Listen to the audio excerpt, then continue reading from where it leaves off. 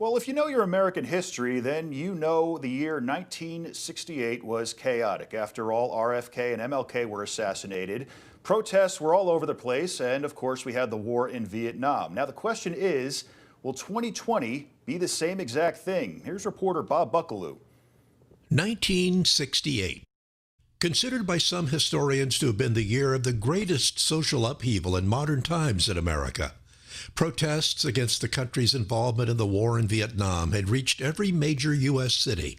Streets were blocked, campuses shut down, and troops called out as individual opposition to the war grew by the millions. But the temper of the public was really riled up then. 94-year-old Bill Mercer saw it all, a TV journalist who had covered the assassination of President Kennedy in 1963. I spoke with him about 1968, that year of turmoil. Vietnam was not going well, and everybody promised that we were going to do something about it, and nothing was happening. Then, April 1968.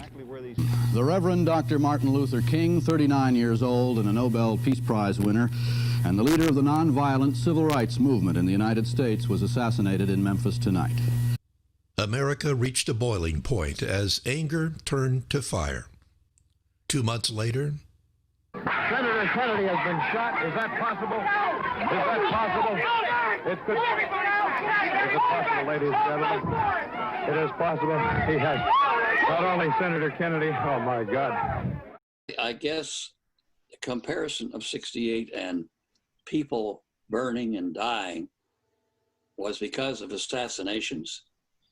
And if you want to compare the assassination of Martin Luther King Jr. to the assassination of this young man who was arrested and not causing any trouble, then there's that comparison.